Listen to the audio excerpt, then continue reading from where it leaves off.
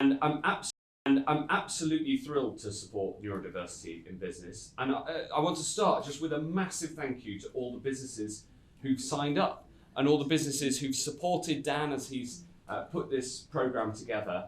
And I want to ask you for something though, not only supporting neurodiversity in business as an organisation, but I also want to ask all of the business sponsors to help us to make the argument, both by collecting the data and then talking about it, that by supporting people who are neurodiverse to get into the workplace, it's not just socially good. Of course it's socially good, it's important. In my view, this is the next bridge on the great generational struggle for the support of diversity across the board, is the support for neurodiversity. But it's not just about a social good, it's about good business as well. Because increasingly, the jobs of the future are not the straight line thinking jobs. You know, we have got computers to do that sort of stuff.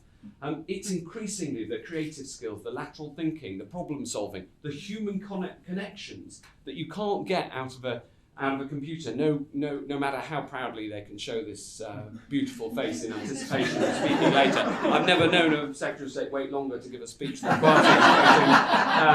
still, if you could just tell him it'll only be another 5 minutes for you to hold the pose, that would be great. So neurodiversity in business is not just CSR, it is not just socially right, and it is not just about social justice, it is good business sense and it's good economics. And that argument is absolutely central. Now, I'm very proud to be here. After I left the cabinet in the summer, exactly as you said, Sharon, I had time to think about what do I really care about and what are the issues I really want to champion. And for better or worse, I'm relatively well known and able to have quite a big voice.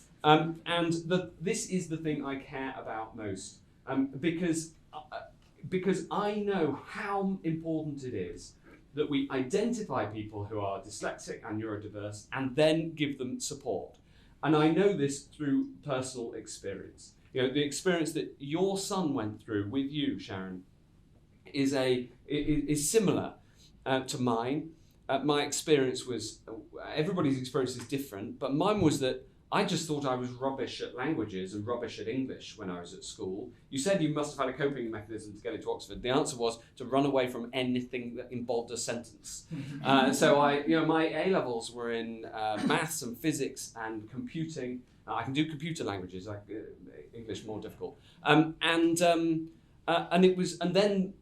in those days, to get into Oxford, you didn't have to do an exam. You could opt for an interview, and so I got through that path. So I sort of I got to university on the basis of maths. I know how lucky I am that my maths is good enough to have done that, because it was there that my tutor spotted that I had a problem exactly the same. He said, you can talk. I've always been quite good at talking. He said, you can't write things down. And I got the support that I needed because I was at a brilliant university, and they re-taught me how to read and write, and they gave me coping mechanisms. But more than that, identification leads to self-esteem, because you know what the problem is, you can get the solution, but also you don't just think yourself as rubbish. And now here I am in a job that's all about language, able to write articles for national newspapers and able to read out a script into a TV camera on the nightly news when that is what's called for, and able to function effectively. So when I reached the cabinet, it was literally the day that I got in the cabinet that I went into I was culture secretary, appointed by the Prime Minister, and I went to my new office, and I had a new private secretary. I said, look, I've got to let you into a secret. I'm dyslexic. You need to write a one-page note on top of all of the papers that go into my box. And this guy called Ben Dean, a wonderful civil servant, and he said, well, I'm dyslexic as well. What do you mean this is a secret? You need to get out there and tell people. Because if you talk about it, then you might be able to persuade some children, young people, that they too can succeed. He was like, you've made it to the cabinet, it's time to stop worrying about this thing. And it's funny, Sharon, because you used a phrase that I was reluctant to use at first, which is, but people often use in relation to me, which is that I came out as dyslexic.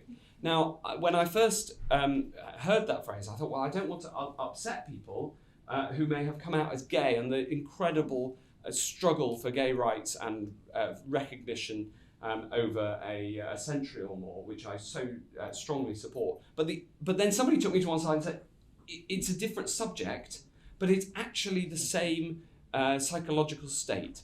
I was ashamed of my dyslexia. I am no longer ashamed, I am proud. Yeah. And what we need to be is proud in all the businesses supporting this project, proud that we go out of our way to seek and to support people who have diverse neurological conditions, all the spectrum of those conditions and all the different conditions. I know Dan has a particular personal reason for getting involved in this, and we should actively seek how they can help us do business, because I've never seen a decision taken or a group of people get to a better decision when it's entirely like-minded people around the table. You need people who think differently, and that's ultimately what neurodiversity is about. It's about people who think differently. So let's take today's launch and turn it into a movement, and turn this into a movement, yes, for social justice, but also for good business sense, and make sure that every single person in our country can, with our support, achieve their potential and understand how they can contribute and get the support they need to make the very best of themselves. Thank you very much indeed.